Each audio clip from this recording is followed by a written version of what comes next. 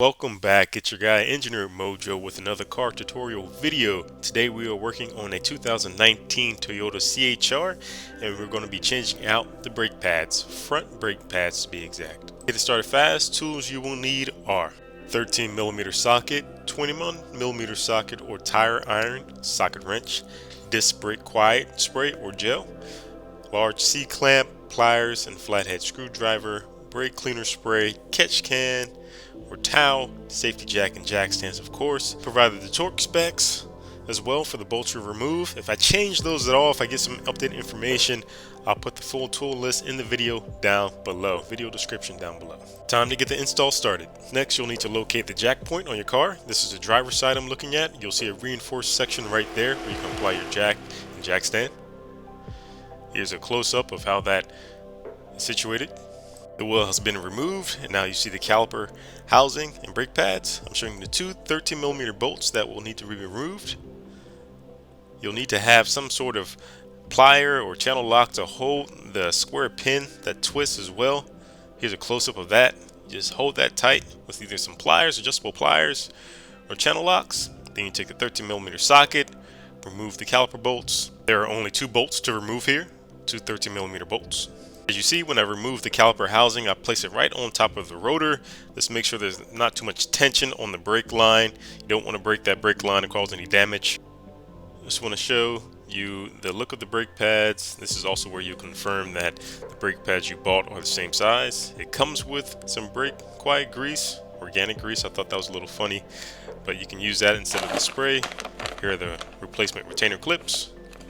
Removing the old pad is as simple as pulling it right out. Pull it straight out. At this point, I'm taking notes about the orientation of the brake pad and how it sat into the clips. You see the metal clips there. Note those orientations. Note the retaining clips on the caliper itself. All this is helpful when you're putting the new brake pads back in. As I said, I like to compare old brake pads to new. You never know if the wrong pads are in the box. You look at the orientation, look at the shape of the brake pad, make sure everything's the same. In this particular shot, I actually can tell that I need to use the other new brake pad because I'm showing the low brake pad indicator, and that actually goes on the back of the rotor. I need to grab the other brake pad for the front side of the rotor. Here we have the retaining clips, the new ones. So you want to replace these. I take the trusty pliers, and I go ahead and I remove the old clips. I make sure to note the orientation of these clips because they are not the same from the top to bottom. Take it off, I keep the orientation the same. Then I bring in the new. Make sure that it looks exactly the same orientation, same direction. Here's a close-up of that. Reinstallation is simply just pressing it back in with your finger.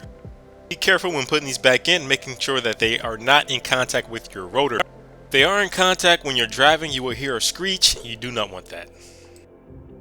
Now I forgot to show a clip, but around this time I will hit this rotor with brake clean, but I'll show you that later on in the video as well, what I do there, because I always do it twice. Now that you have both the bottom and top new retaining clips, and you have your orientation of your new brake pad, you just slide that right in. Now I will say for this CHR, it's a little bit of a pain to get these in because it does have the retaining clips on the pad itself. Not only do you have to maneuver the pads onto the clips that are on the caliper housing, but you also have to maneuver the pad with its own clips around those same retaining clips that are on the housing. So it's a double maneuver technique there. Usually I'll use a flathead and some pliers to kind of maneuver the clips and get them out the way as I need to, but it doesn't take too much effort to get those on. This next step is very, very important. Important step. So make sure you note this. When you pop your hood, go inside your engine compartment, locate your brake master cylinder and reservoir tank, and you want to take off the top. You don't have to take it off completely, but loosen it and just let it rest. This allows air pressure to flow back and forth as you're depressing the pistons in your caliper housing. This is very important. If you do not loosen this cap, you could bust a seal in your master cylinder, and that is not good. Next step is depressing the caliper piston in your housing. Now for myself, I usually use the old brake pad and I apply it to the piston, and I use a large C-clamp to then twist and turn the piston back into the housing. This can also be accomplished with a free loaner tool from your local auto parts store, but this is often quicker and less back and forth to the store. Here's the view of the large C-clamp I use. I'm putting the C-clamp in place with the brake pad as the bearing surface, sacrificial bearing surface. Here's a close-up viewing angle of how that orientation is final, and this is where I start twisting the C-clamp into the closing position and depressing the piston.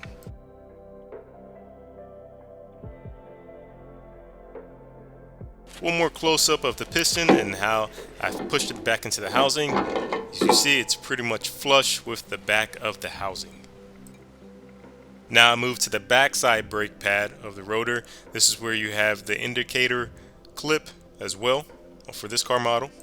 With everything in place, now it's time to bolt back on the caliper. Take the bolts, put those in. Again, you'll need some type of adjustable wrench or pliers to keep the back square nut from twisting as you're tightening this up. And also remember, 25 foot-pounds is the torque spec. Now, I didn't have video footage earlier of me doing this, but this is the second time I'm doing this. I take brake parts cleaner and I spray the rotor. This gets off any residual oils, any dirt, debris that you've gotten on there during this process. I do this first time once I take off the old brake pads, and I do this again a second time when I put on the new ones right before I'm putting on the wheel. This just helps clean up the surface there. It's good to have a towel or catch pan to catch the drippings. After you do all your brake pads, both sides or all four, depending on what you're doing, just go back and close the master cylinder cap. You've done your brake pads, if you went back and closed the master cylinder reservoir cap, congratulations, you're just about done with this install. Just reinstall the tire. And after install the tire, usually I like to go ahead and test the brakes. I'll drive up to about 35 miles per hour and gradually brake. And I'll do this about 5 to 6 times just to make sure I don't hear any noise. With that, folks, it brings us to the end of the video. Appreciate you watching. If you have any tips to make this job easier, please comment down below. I'd love to hear from the community on this. It just makes me a better mechanic and also helps out the community watching the video. Again, thank you. Like, share, comment, subscribe, and I will see you on the next video. I'm out.